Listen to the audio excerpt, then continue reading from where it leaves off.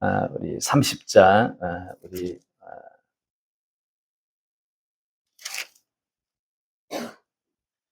30장, 우리 15절부터 해가지고, 우리 18절 말씀까지를 먼저 좀 한번 읽었으면 좋겠습니다. 15절부터 우리 18절 말씀까지 우리 같이 한번 보시겠습니다. 보라, 내가 오늘 생명과 복과 사망과 화를 내 앞에 두었나니, 곧 내가 오늘 내게 명령하여 내 하나님 여호와를 사랑하고 그 모든 길로 행하며 그의 명령과 규례와 법들을 지키라 하는 것이라. 그리하면 내가 생존하며 번성할 것이요 또 내 하나님 여호와께서 내가 가서 차지할 땅에서 내게 복을 주실 것임이니라. 그러나 내가 만일 마음을 돌이켜 듣지 아니하고 유혹을 받아 다른 신들에게 절하고 그를 섬기면 내가 오늘 너희에게 선언하노니 너희가 반드시 망할 것이라. 너희가 요단을 건너가서 차지할 땅에서 너희의 날이 길지 못한. 아멘. 오늘 이 말씀을 먼저 읽고 나머지 부분은 우리 중간중간에 같이 한번 읽었으면 좋겠습니다. 우리가 그 3주 전에요, 제가 신명기 29장을 해드렸습니다.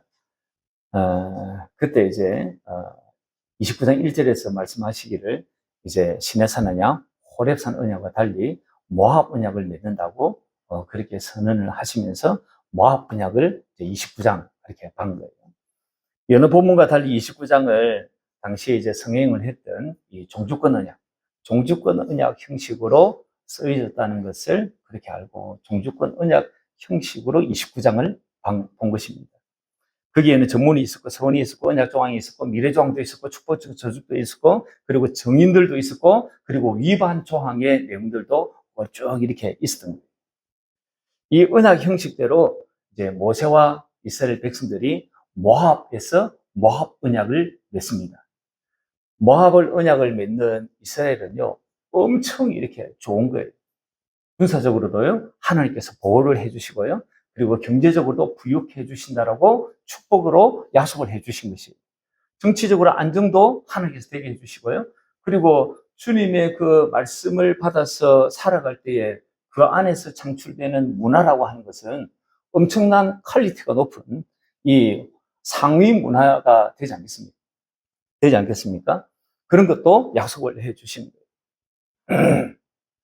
그래서 이스라엘 백성들 입장에서는 장사라 치면 진짜 돈 되는 장사입니다. 그 돈 되는 장사를 하나님께서 지금 이스라엘 백성들과 맺으시는 거예요. 그 언약을 맺으실 때에 하나님께서는 뭐 이 언약을 통해 가지고 득보는 게 있느냐 하면 득보는 게 우리가 볼 때는 별로 없어요.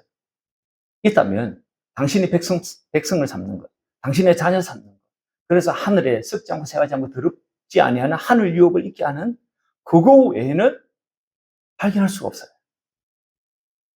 근데 주님께서 그 모압 언약을 굳이 맺어가지고 그렇게 놀라운 축복을 주시려고 하시는 이유는 다른 데 있지 않습니다. 그냥 하나님이 그냥 우리를 사랑하시기 때문에.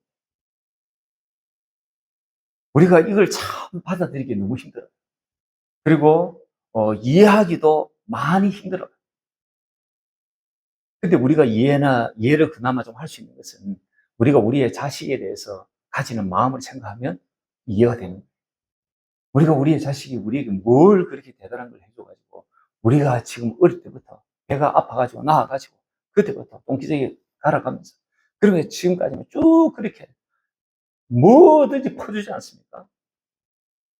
그래서 시간도 퍼주고 정성도 퍼주고 돈도 퍼주고 물질도 퍼주고 뭐 퍼줘서 그렇지 있기만 하면 뭐든지 퍼주고 싶은 게 우리 부모된 우리의 심정 아닙니까? 근데 그걸 뭐 때문에 그렇게 하냐고 제 3장은 물어요. 우리가 설명할 길이 있습니까? 사랑 외에는 설명할 길이 없지 않습니까? 하나님이 우리를 향해서 이스라엘 백성들을 향해서 가졌던 그 마음들이 바로 이것입니다. 그래서 이스라엘 백성들이나 우리가 정말로 할 수 있는 것이 있다면 그것은요, 주님을 사랑하는 거예요. 주님을 사랑. 그리고 주님 앞에 감사하는 거예요. 그리고 하나님 앞에 할 수 있는 찬송. 그래서 할 수 있는 하나님 앞에 예의를 갖추어서 절을 하는 예배. 그 외에는 사실 할 게 없어요. 그리고 이제 어려운 구절 한 구절을 지난 3주 전에 봐드렸습니다. 이스라엘을 향한 그 엄청난 구원의 역사를 주님께서 행하시면서 이런 말씀 하시는 거예요. 그게 29장 4절의 말씀입니다. 깨닫는 마음, 보는 눈, 듣는 귀, 오늘 너희에게 하나님께서 주지 않았다고 하는 이 말씀이에요. 그래서 이것을 신명기 29장 이 4절의 말씀을 이사야서 6장에서도 그대로 인용을 하고 있고, 그리고 로마서 11장에서도 인용을 하고 있고, 우리 주님도 이 말씀을 그대로 가져와 가지고 주님이 말씀을 또 해주시고 있다라고 하는 거예요. 그래서 우리가 주님께서 이 본문을 마태복음 13장 13절, 14절, 15절에서 마태복음 13장에서 주님께서 이 말씀을 해주시면서 이 말씀이 어떤 말씀인지에 대해서 좀 더 명확해지는 거예요. 그래서 저들이 깨닫지 못하고 보지 못하고 듣지 못하는 것은 저들의 마음이 완악해서 그렇다. 주님께서 그냥 딱 정리를 해 주신 것을 봐드렸습니다. 이 말씀이 어떤 비유 끝에 나온 말씀이냐니까 마태복음 13장에 13, 14, 15절에 나오는 이 말씀인데, 마태복음 13장이 무엇을 말씀하고 있냐니까 1절부터 네 종류의 밭의 비유를 말씀하고 있는 중간에 이 말씀을 한 거예요. 길가밭, 돌밭, 그 다음에 가시밭, 좋은 땅. 이 비유 끝에 나온 말씀인데, 좋은 땅은요 100배의 열매를 맺는 거예요. 60배의 열매를 맺고 30배의 열매를 맺는 그 마음이에요. 여느 땅과 이 좋은 땅이 다른 이유는요 딱 한 가지예요. 듣기는 다 같이 들어요. 근데 하나가 다른데 그것은 깨닫는 마음이 달라요. 그 좋은 땅은요 딱 깨닫는 것이에요. 그리고는 결실할 때까지 좋은 땅은요 기다리는 거예요. 기다림의 시간. 그게 인내겠죠? 기다리는 거예요. 그렇게 이 13장 1절부터 쭉 이어서 쭉 오다가 23절에서 딱 끝을 맺는 거예요. 그 중간에 우리가 봤던 신명기 29장 4절, 그 다음에 이사야서 말씀, 그 다음에 로마서에도 언급했던 말씀, 우리 주님께서 하셨던 이 말씀이 바로 마태복음 13장 13절, 14절, 15절에 딱 나오는 거예요. 이 말씀을 하시고 난 다음에 13, 14, 15절의 말씀을 하고 난 다음에 마태복음 13장 16절에서 주님이 무슨 말씀 하시냐니까 그러나 너희 눈은 봄으로 너희 귀는 들음으로 복이 있도다. 이 말씀을 딱 하세요. 지금 제자들은 누굴 보고 누구와 지금 말씀을 나누고 누구의 말씀을 지금 듣고 있냐니까 예수님 말씀을 듣고 예수님을 지금 보고 있는 거예요. 그러는 너희들이 복이 있다라고 말씀하시는 거예요. 다시 말하면 좋은 땅에 뿌려진 씨가 100배의 열매를 맺으려고 하면 첫 번째는 깨달아야 하는 거예요. 말씀을 듣고 깨달아야 하는 것이에요. 그러면서 이제 그것을 결실할 때까지 중간에 우리가 해나가는 게 있는데 그것은 주님을 보고 그리고 주님의 말씀을 듣는 것이에요. 주님의 말씀. 그렇게 듣는 사람이 좋은 땅에 100배, 60배, 30배의 결실을 맺는 거예요. 그 말씀을 그렇게 하고 있는데요. 이건 오늘 나누게 될 이 모압 언약 30장의 이 모압 언약과 크게 다르지 않아요. 조금 다르게 표현했을 뿐이에요. 그렇게 제가 말씀을 하고 지난 3주 전에 제가 신명기 29장 말씀을 제가 끝맺음을 했던 거예요. 그리고 오늘 이제 본문의 말씀입니다. 오늘 본문의 말씀인데요. 오늘 이제 보게 되는 게 30장 아니십니까? 이 30장도 종주권 언약 형식의 연장선에 있는 그런 본문이에요. 그래서 우선 30장 1절부터 해가지고 10절은요. 이스라엘이 죄를 짓고 저주를 받아가지고 이제 다른 나라에 막 뿔뿔이 흩어지는 거예요. 이게 포로가 되어서 뿔뿔이 흩어질 때 하나님이 기억이 나가지고 돌이킬 때 복을 주시겠다라고 하는 약속의 은혜의 선언의 말씀이 1절부터 해가지고 10절까지 그 말씀이에요. 이런 형식은요, 당시 종주권 언약에서 종주국과 봉신국, 약소국 사이에 언약을 갱신할 때에 언약을 갱신할 때에 있어지는 모델과 굉장히 흡사하다고 합니다. 언약을 갱신할 때. 그러니까 우리가 종주권 언약을 맺지만 이 약속이 좀 지나다 보면 수가 틀릴 수 있잖아요. 아, 이제 내가 말로 이렇게 지금 이렇게 조공을 바치고 그래 할 거. 그래서 어느 날 배신을 딱 때리는 거죠. 그래 한 방 이제 큰 나라로 한번 다시 어디 배신을 해. 그래가지고 한 방 딱 맞겠죠. 맞고 난 다음에 이제는 아이고 이제 잘못했다고. 우리가 이제 오판했다고. 그래서 다시 언약을 맺을 때, 언약을 다시 갱신할 때에 그때의 형식이 지금 이 형식이라고 하는 거예요. 그래서 우리가 알게 되는 게 있는데 하나님은요, 단순히 이스라엘이 잘못하면 저주하는 단순한 심판주가 아니시다라고. 하나님이 저들이 잘못하면 회복할 수 있도록 기회도 주시고요. 회복했을 때에 그때에 하나님께서 어떻게 해주시는 것을 약속하시는 회복의 그 하나님이신 것을 보여주는 것이에요. 그래서 2절, 3절 초반을 한번 이렇게 보시죠. 우리 1절부터 안 봤으니까 1절부터 한번 보면 좋겠습니다. 1절부터 3절 초반까지 같이 한번 읽어보겠습니다. 30장 1절부터 같이 한번 읽겠습니다. 시작. 내가 내게 진술한 모든 복과 저주가 내게 임함으로 너가 내 하나님 여호와로부터 쫓겨난 모든 나라 가운데서 이 일이 마음에 기억이 나거든. 너와 내 자손이 내 하나님 여호와께로 돌아와 내가 오늘 내게 명령한 것을 온전히 따라 마음을 다하고 뜻을 다하여 여호와의 말씀을 청종하면 내 하나님 여호와께서 마음을 돌이키신다라고 말씀하고 있는 거예요. 저들이 잘못해가지고 그래가지고 저주가한테 여러 가지 고난을 당할 때 그때 저들이 마음을 깨닫고 돌이킬 때 그때 나도 돌이키겠다라고 말씀을 하시는 거예요.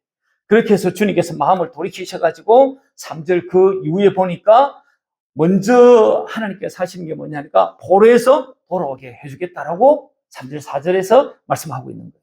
그리고 5절에 가오지는 뭐라고 말씀하고 있냐니까 너희들의 고향으로 돌아오겠다고 말씀하는 거예요. 5절에 그렇게 되어 있죠? 5절에 그렇게 되어 있습니다. 같이 한번 읽어볼까요? 5절. 내 하나님 여호와께서 너를 내 조상들이 차지할 땅으로 돌아오게 하사 내가 다시 그것을 차지하게 하실 것이고 여호와께서 또 내게 선을 행하사 너를 내 조상들보다 더 번성하게 하실 것이다. 그리고 또 약속하는 게 번성까지 하게 해주신다 라고 말씀하고 있으신 거예요. 그리고 또 하나를 말씀하시기를 6절에 보니까 이런 말씀도 하는 거예요. 6절에 이 말씀도 주님께서 돌아올 때 회복할 때에 그때 내가 어떻게 해줄 건가 이래서 말씀하시는데 6절 같이 한번 읽어보겠습니다. 내 하나님 여호와께서 내 마음과 내 자손의 마음에 할례를 베푸사 너로 마음을 다하고 뜻을 다하고 내 하나님 여호와를 사랑하게 하사 너로 생명을 얻게 하실 것이다라고 약속해 주시는 것입니다. 그리고 또 하나를 축복해서 약속해 주신데 그 다음 절의 말씀입니다. 적국과 미워하는 저들을 주님께서 저주를 하겠다. 내가 갚아줄게. 내가 내 원수를 갚아줄게. 라고 하는 말씀이 7절의 말씀이에요. 그렇죠? 그 보면 그렇습니다. 그리고 8절, 9절, 10절에서는 뭘 이야기하냐니까 육신의 복을 풍성하게 해준다라고 말씀하는 거예요. 8절부터 10절까지 한번 읽어보겠습니다. 너는 돌아와 다시 여호와의 말씀을 청종하고 내가 오늘 내게 명령하는 그 모든 명령을 행할 것이라. 내가 내 하나님 여호와의 말씀을 청종하여 이 율법책에 기록된 그의 명령과 규례를 지키고 내 마음을 다하고 뜻을 다하고 내 하나님 여호와께로 돌아오면 내 하나님 여호와께서 내 손으로 하는 모든 일과 내 몸의 소생과 내 가축의 새끼와 내 토지의 소산을 많게 하시고 내게 복을 주시되 곧 여호와께서 내 조상들에게 기뻐하신 것 같이 너를 다시 기뻐하사 내게 복을 주시리라. 그렇게 약속을 해주시는 거예요. 주님께서 육신의 복을 풍성하게 해주겠다. 그렇게 약속하시는 그런 대목입니다. 돌아오기만 하면. 근데 우리가 쭉 이렇게 3절부터 해가지고 10절까지 쭉 이렇게 읽으면서 복들을 우리가 쭉 생각을 해보면 이 복들 중에 좀 특이한 복이 있는 거예요. 그 특이한 복이 6절입니다. 나머지의 복은요, 그냥 일반적인 복들이에요. 그런데 6절의 이 복은요, 조금 독특한 거예요. 6절 한번 더 보십시오. 한번 보시면 이렇게 되어 있죠. 마음의 할례를 베푸사 마음의 할례를 베풀어 주신다고 이야기를 하세요. 마음의 할례를 베풀어 주신다는 것을 이사야 52장 1절에서 어떻게 말씀하고 있냐니까 마음으로 하나님을 알게 해주신다라고 그렇게 이해할 수 있는 대목이에요. 마음의 할례라고 하는 것은 마음을 주님께서 마음의 은혜를 베풀어 주셔가지고 하나님을 더 알게 해준다는 게 마음의 할례의 뜻이에요. 그렇게 알게 해주셔가지고 하나님을 마음을 다해 뜻을 다해 사랑하게 해 주신다라고 하는 것이 지금 6절의 이 말씀이죠. 마음의 할례를 행해가지고 다른 말로 하나님을 알게 해주셔가지고 마음을 다해 뜻을 다해 하나님을 사랑하게 해 주신다라고 하는 거예요. 사랑하게 해 주시면 그렇게 해가지고 얻게 되는 게 있는데 그게 뭐냐니까 생명이다라고 합니다. 새 생명이에요, 새 생명. 생명을 얻게 해 주신다라고 약속하는 거예요. 하나님을 알게 되면요, 필연적으로 우리 가운데 일어나는 것이 있어요. 우리가 하나님을 성경을 통해서나 은혜를 소위 은혜라고 하는 것을 받으면서 하나님을 알면 알수록 우리 가운데 일어나는 게 뭐냐니까 하나님을 향한 사랑의 마음이거든요. 그걸 지금 이렇게 지금 말씀하고 있는 거죠. 지금 이 6절의 말씀을 보면요, 누가 지금 이 6절의 말씀을 주도하냐니까 누가 지금 해주시겠냐라고 하니까 이건 하나님께서 해주시겠다라고 하고 있으신 대목이에요. 이스라엘 백성들이 할 것은 뭘까요? 저주 가운데 있다가 하나님이 하신 이 약속을 기억을 하고 돌이키는 것뿐이에요.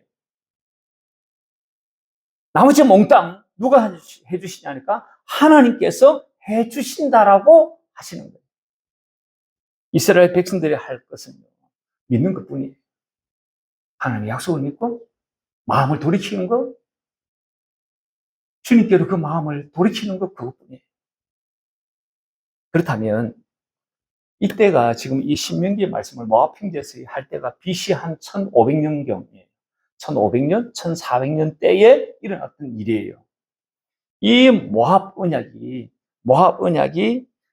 이제 이렇게 이스라엘 백성들과 맺고 난 다음에 이스라엘 백성들이 이 언약에 신실하게 믿음으로 반응했을까요? 이 언약을 잘 지켜나갈까요?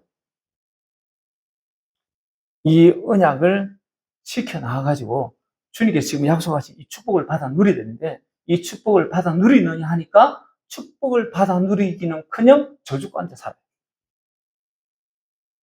언제까지 그러느냐? 우리가 쭉 보면서 알겠지만 사사시대를 저와 여러분이 생각해 볼 때 그들이 축복받은 시대였을까요? 그렇지 않아요. 그 이후에 사사시대가 지나고 이제 왕정시대가 돼요. 왕정시대 때 열왕기서가 쓰여질 그때 저들 어떻게 됐을까요?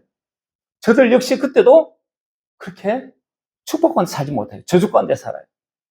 그 이후에 이제 저들이 포로로 잡혀가는 거예요. 포로로 잡혀갔을 그때. 그리고 잡혀갔다가 다시금 회복해가지고 돌아올 그때. 그리고 그때의 상황을 에스라스나 그리고 느헤미야스가 잘 쓰고 있지 않습니까? 그리고 그때 돌아와가지고의 일어났던 사회상을 또 말라기스가 잘 적고 있지 않습니까? 그 말라기스까지 적어놓은 그 내용들을 쭉 보면 저들이 축복권대 살까요? 저주권대 살까요? 저주권대 살아요. 그러면 언제 이 모압 언약이 딱 이렇게 정말 작동이 돼가지고 저들이 정말 축복을 누리는가? 언제 이 모압 언약이 성취되는가 하는 거예요. 그러니까 성취되는 것이 언제적이냐니까 성취되려고 하면 6절에 이 상황이 일어나야 되는 거예요. 나머지 복의 상황은 뭐 우리가 흔히 이제 우리가 간파시켜 할 수 있는 거예요. 근데 문제는 6절이에요. 6절에 이 내용들이 이루어지는가, 언제 이루어지는가라고 하는 거예요.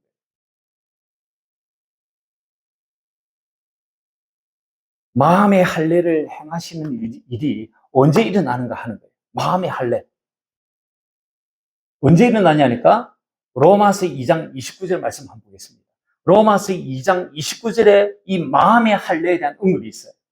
29절 우리 저 나와 있는데요. 같이 한번 읽어보겠습니다. 로마서 2장 29절 시작. 오직 이면적 유대인이 유대인이며 할례는 마음에 할지니 영에 있고 율법 조문에 있지 아니한 것이라 그 칭찬이 사람에게서가 아니요 다만 하나님에게서니라. 저게 조금 좀 그시기한데 현대인의 성경은 좀 더 쉽게 풀이를 해놨습니다. 같이 한번 읽어보겠습니다. 현대인 성경 시작. 오히려 마음에 참된 변화를 사랑이라야 참 유대인이며 기록된 율법이 아닌 성령님에 의한 마음의 할례가 진정한 할례입니다. 이런 사람은 칭찬을 사람에게서 받는 것이 아니라 하나님에게서 받습니다. 이렇게 지금 로마서에서 드디어 마음의 할례에 대해서 말씀을 하고 있는 거예요. 마음의 할례에 대해서 이야기하시면서 마음의 할례, 진짜 할례가 마음의 할례인데 그 진짜 행하는 마음의 할례는 성령님에 의해서 그런 것이다. 기록된 말씀, 기록된 율법에 의해서 되어지는 것이 아니라 성령님에 의해서 되어지는 할례가 진짜 할례다. 그 사람이 진짜 유대인이다. 이런 말씀을 하고 있는 거예요. 성령님에 의한 마음의 할례가 신약 때 언급이 됩니다. 다시 말하면 신약 때 예수님이 부활하고 성천하셔가지고 성령으로 우리에게 오셔야지 이루어지는 일인 거예요. 그럼 성령님이 오셔야 되는데 성령님이 언제 우리 마음에 오시는가? 우리 마음에. 성령님이 언제 우리 마음에 오시냐니까 오순절날 마가의 다락방에 120 제자에게 성령께서 그때 임하세요. 그렇게 해서 오신 진리의 성령님은 우리의 어디에 임하시냐니까 우리의 마음에 임하십니다. 우리의 마음에 오시는 거예요. 그렇게 우리 마음에 오신 그 성령님이 우리 마음 가운데 진리의 성령님이 오시면 진리의 성령님이 우리 마음 가운데 올 때에 우리 마음에 주님의 사랑을 부어주십니다. 주님의 사랑을. 그 말씀을 어디에서 확실하게 말씀하고 있냐니까 저게 로마서 5장 5절에 말씀하고 있는 거예요. 5장 5절 같이 한번 읽어보겠습니다. 시작. 소망이 우리를 부끄럽게 하지 아니함은 우리에게 주신 성령으로 말미암아 하나님의 사랑이 우리 마음에 부은 바 됨이니. 우리에게 주신 성령으로 말미암아 그 성령으로 말미암아 우리의 마음에 하나님의 사랑이 부은 바 되어진다라고 말씀하고 있는 거예요. 그렇게 우리 마음에 부음받은 그 사랑이 점점점 자랍니다. 점점점 내 안에서 내 마음 안에서 주님의 사랑이 차고 올라오는 거예요. 그래서 나중에는 내 전인격을 다른 말로 뭐라 하냐니까 마음과 뜻이라고 하는 거예요. 그 전인격, 마음과 뜻을 다해 하나님을 사랑하게 됩니다. 하나님의 사랑이 내 안에 올라오니까 하나님이 우리 내 마음과 사랑을 부어주니까 내가 하나님을 자연스럽게 전인격적으로 사랑하게 되는 거예요. 그렇게 나의 전인격으로 그분을 사랑할 때가 내가 새 생명으로 거듭날 때입니다. 주께서 우리에게 새 생명을 주시는 거예요. 이때 나에게 일어나는 현상들이 있습니다. 이때 나에게 일어나는 현상. 주님을 너무너무나 사랑합니다. 주님을 너무너무나 사랑합니다. 그래서 주님을 사랑하지 않는 하나님의 자녀? 그건 이상한 거예요.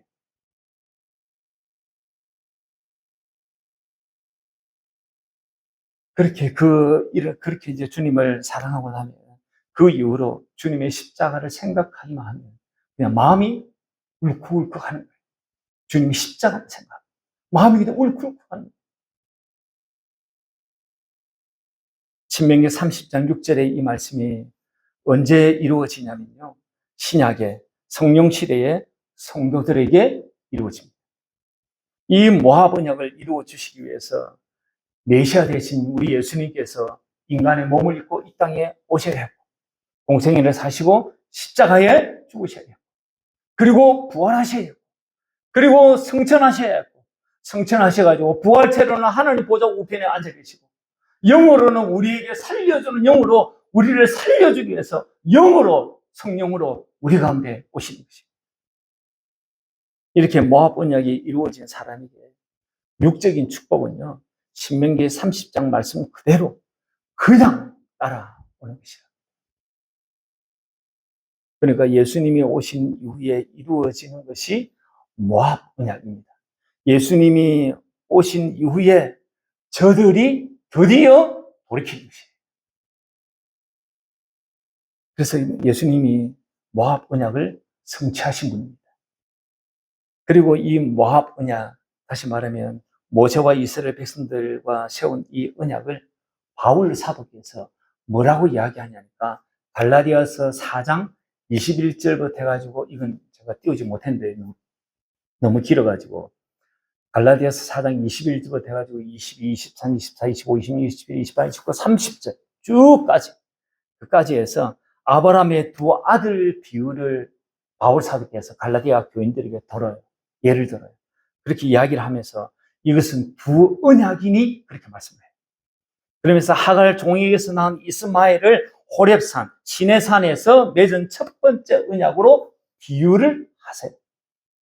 그리고 또 비유하시기를 주인 사라에게서 난 이삭을 또 하나의 언약, 다시 말하면 또한 두 가지 언약이 있다 했으니까 첫 번째 언약은 시내산, 호렙산 언약을 이야기하는 것이고, 두 번째 언약은 바로 이 이삭, 모압 언약을 상징합니다. 이 이삭을 갈라디아서에서 뭐라고 이야기하냐니까 약속의 자녀라고 이야기를 하고 있고요. 성령으로 난 자라고 말씀을 하고 있어요. 다시 말하면 두 번째 언약은요, 약속과 성령으로 성취되어진다는 것을 바울 사도께서 말씀을 하신 것입니다. 그래서 모압 언약을 두 번째 언약이라고 말씀을 하는 거예요. 모압 언약을. 갈라디아서에서 사도 바울 선생께서 두 번째 언약이라고 이야기하시니 두 번째 언약이라고 말하는 것입니다. 이 두 번째 언약을 히브리서 8장 6절에서는 뭐라고 이야기하고 있냐니까 이렇게 이야기하고 있는 거예요. 8장 6절 말씀, 8장 6절, 7절 말씀 먼저 한번 읽어보겠습니다. 시작. 그러나 이제 그는 더 아름다운 직분을 얻으셨으니 그는 더 좋은 약속, 달로 치고 두 번째 언약입니다. 두 번째 언약으로 세우신 더 좋은 언약, 즉 새 언약입니다. 새 언약의 중보자시라. 첫 언약이 뭐만 있더라면 둘째 언약을 요구할 일이 없었으려니와 우리 개정 개혁판은 저렇게 되어 있는 거예요. 표준 세번역은 어떻게 되어 있냐니까 그 밑에 있는 거예요. 표준 세번역판 한번 읽어보겠습니다. 시작. 그러나 이제 그리스도께서는 더 훌륭한 직분을 맡으셨습니다. 그것은 그가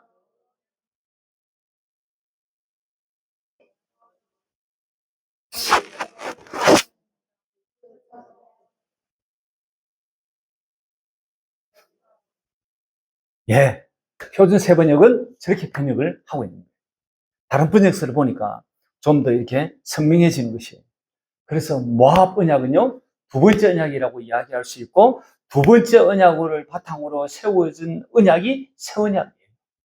그래서 새 언약을 이야기를 하자면, 새 언약이 성취되려고 하면 먼저 두 번째 언약이 성취돼야 됩니다. 그래서 두 번째 언약이 성취된 사람은 그냥 새 언약이 그냥 성취가 돼요.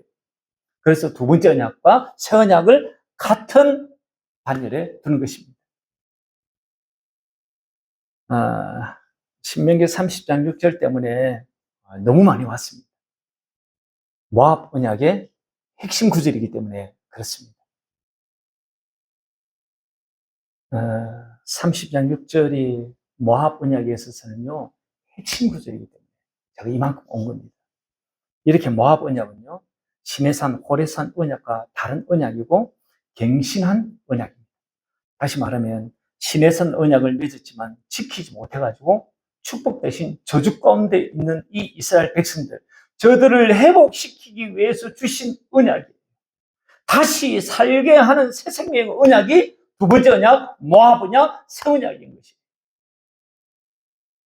핵심은요, 시내산 언약은 우리에게 뭐라고 이야기하냐니까, 자꾸 율법은 우리에게 뭐라고 이야기하냐니까, 시내산 언약 율법이거든요. 그것이 자꾸 뭐라고 이야기하니까, 너 생각, 너 마음, 그리고 너 의지로 하나님 말씀을 지켜보라. 그래서 너가 의롭고 거룩하고 선하게 한번 살아보라는 거예요. 너가 한번 해보라는 거예요.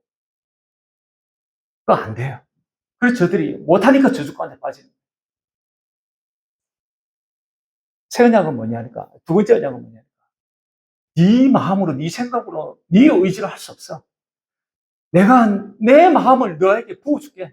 내 마음이 있어야지. 그리고 내 마음에서 비롯된 생각, 내 마음에서 비롯된 것이 있어야지만이 내 생각과 내 마음으로 너희가 이 말씀을 지켜나갈 수 있어.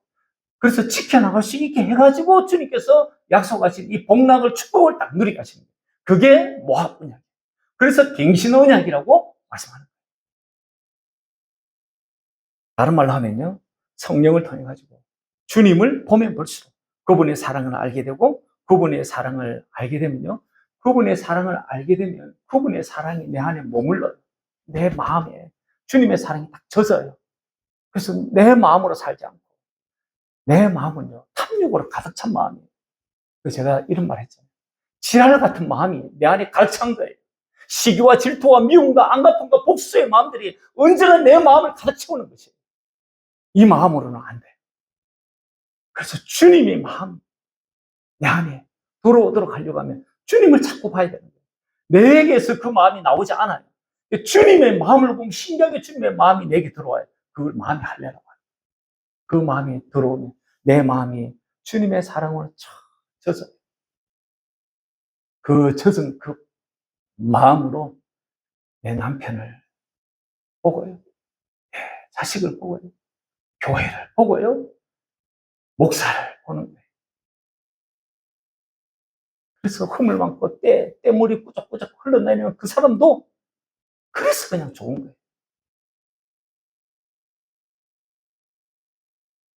그걸 마태복음, 그 마음 가운데, 그 예수님의 마음 가운데서 주님이 음성을 들려줘요. 내 마음 안에서는 절대 주님이 음성을 들려주지 않아요. 그걸 마태복음 13장 16절에서는 뭐라고 표현했냐니까, 그러나 너희 눈은 봄으로 너희 귀는 들음으로 이렇게 말씀을 하시는 것입니다. 이런 가운데 이스라엘 백성들이 하는 것은요, 마음을 돌이키고 약속을 믿는 거예요. 언약을 믿는 그에게 성령께서 기도 가운데 그를 성경 가운데 이끌어 가셔가지고 주님을 알게 하십니다. 이 은혜가 저와 여러분 가운데 있으시기를 주님의 이름으로 축원합니다. 근데 이게 10절까지 지금 한 거예요. 나머지는 후딱 할 겁니다. 11절의 말씀 한번 보십시오. 11절 같이 한번 읽어보겠습니다. 시작. 내가 오늘 너에게 명령한 이 명령은 내게 어려운 것도 아니요 먼 것도 아니라. 이 말씀을 합니다. 지금 말씀하고 있는 이 모압 언약의 이 말씀이 어려운 것도 먼 것도 아니라고 말씀하는 거예요. 특히 6절의 이 말씀이 어떻게 내게 이런 일들이 일어나지? 이거 먼 것도 아니고 어려운 것도 아니다라고 말씀하는 거예요. 흠등력은 이 11절을 어떻게 번역했냐니까, 숨겨지지도 않고 멀리 있지도 않다, 이렇게 번역했고요. 공동어 번역에서는 뭐라고 이야기하고 있냐면 11절을 엄두도 내지 못할 일이 아니고 미치지 못할 일도 아니다라고 그렇게 번역을 한 거예요. 공동어 번역이 좋은 번역 같아요.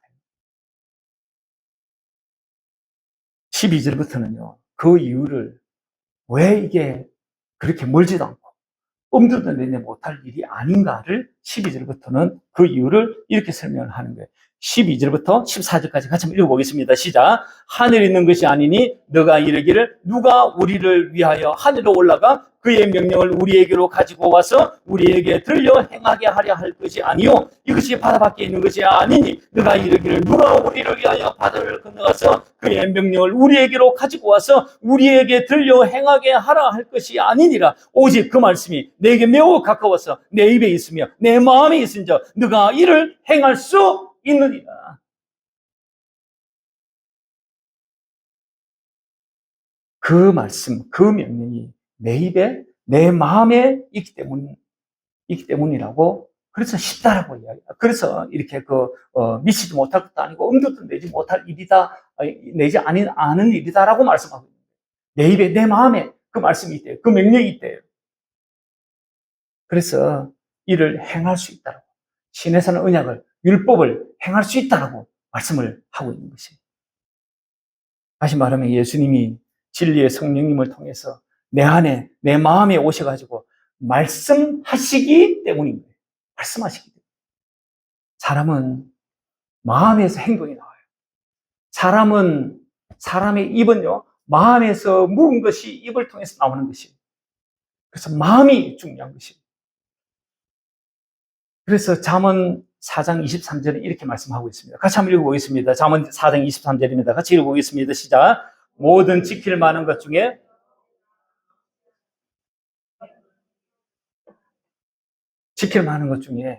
무릇 지켜야 하는 중에 가장 중요한 것인데 그게 뭐냐면 내 마음이란 말이야. 내 마음이 지랄 같은 마음으로 귀신이 막 휘집은 마음으로 두지 말라는 거예요. 시기와 질투와 미움과 살인과 안갚음과 복수의 마음으로 가득 찬 이 마음, 이 지랄 같은 마음 그대로 두지 말고 이렇게 마음 두고 있으면 우리 어째 사망 가운데 빠지는 거예요. 이 마음 그대로 두지 말고 내 마음에 예수님의 마음을 가지라. 예수님의 마음. 그래서 내 마음을 지키라고 이야기하는 거예요. 그러면서 놀라운 말씀하는 거예요. 생명의 근원이 이 마음에 있다고 이야기합니다. 생명의 근원이 이 마음에 있어요. 생명. 그래서 마음을 잘 다스려야 하는 것입니다. 모압 언약은 계속 마음에 주목을 합니다. 성령님도 마음에 주목하고요. 예수님도 마음을 주목을 하세요. 그래서 예수님도 성령님도 어디에 오냐니까 우리 마음에 오시는 거예요. 우리 마음에. 그래서 말씀 한번 보겠습니다. 갈라디아 4장 6절 말씀 한번 보겠습니다. 4장 6절과 고린도서 1장 21, 22절의 말씀인데요. 마음에 하나님의 영이 오는 거예요. 같이 한번 읽어보겠습니다. 시작. 너희가 아들이므로 하나님이 그 아들의 영을 우리 마음 가운데 보내사 아빠 아버지라 부르게 하셨느니라. 고린도후서 우리를 너희와 함께 그리스도 안에서 굳건하게 하시고 우리에게 기름을 부으시는 이는 하나님이시니 그가 또한 우리에게 인치시고 보증으로 우리 마음에 성령을 주셨느니라. 성령을 우리 마음에 주시는 거예요. 예수님은 어디에 오실까요? 예수님도 우리 마음에 오는 거예요. 그래서 베드로전서 3장 15절 말씀 한번 보겠습니다. 같이 한번 읽어보겠습니다. 너희 마음에 그리스도를 주로 삼아 거룩하게 하고, 이게 지금요 베드로전서가 1세기에 흩어진 이 디아스포라에게 쓴 편지예요. 그게 너희 마음에 그리스도를 주로 삼아, 너희 마음에 주님이 오신다는 거예요. 그렇게 기도하고 있고요. 계속 읽어보겠습니다. 너희 속에 있는 소망이 관한 이유를 묻는 자에게는 대답할 것을 항상 준비하되 온유와 두려움을 하고 선한 양심을 가지라. 이는 그리스도 안에 있는 너희의 선행을 욕하는 자들로 그 비방하는 일에 부끄러움을 당하게 하려 합니다. 선한 양심을 가지라고 이야기해요. 선한 분은 누구만 선할까요? 예, 하나님만 선해요. 하나님만 선해요. 그래서 하나님의 마음을 가지라고 이야기해요. 다시 말하면 예수님의 마음을 가지라고 이야기해요. 에베소 3장 17절도 한번 읽어보겠습니다. 시작. 믿음으로 말미암아 그리스도께서 너희 마음에 계시게 하시었고 너희가 사랑 가운데서 뿌리가 박히고 터가 굳으시기를 원한다. 우리 마음에 주님이 오신 것이에요. 이렇게 내 마음에 예수님도 성령님도 말씀하셔가지고 호렙산 언약을, 시내산 언약을 지키게 하시고 그 결과 모압 언약이 이루어집니다. 그래서 생명도 없고요, 이 땅에 풍성한 복도 누리게 하시는 것입니다. 이것을 로마서에서는 뭐라고 이야기하냐니까, 이렇게 해가지고 의인이 된 사람을 믿음의 의인이다, 믿음의 의다, 그렇게 이야기를 해요. 그게 로마서 10장 6절 8절에 나오는 말씀이에요. 자, 6절 보니까 믿음으로 말미암는 의가 뭔가에 대해서 말씀을 하려고 하는 것이거든요. 의는 딱 두 가지, 율법으로 난 의가 있고 믿음으로 난 의가 있어요. 그래서 지금은 믿음으로 난 의에 대해서 설명을 하는데 우리가 익히 보았던 말씀이에요. 같이 한번 읽어보겠습니다. 시작. 믿음으로 말미암는 의는 이같이 말하되 내 마음이 누가 하늘에 올라가 있느냐 하지 말라 하니 올라가 있느냐 하면 그리스도를 모셔 내리려는 것이요, 혹은 누가 무정히 내려가 있느냐 하지 말라 하니 내려가겠느냐 하면 그리스도를 죽었다 가운데서 모셔 올리려는 것이라. 그러면 무엇을 말하느냐? 말씀이 내게 갖고 내 입에 있으며 내 마음에 있다 했으니 곧 우리가 전파하는 믿음의 말씀. 이걸 지금 믿음의 의라고 이야기합니다. 율법에서 난 의가 아니라 믿음으로 말미암는 의는 믿음으로 말미암는 의를 가지고 있는 사람이에요.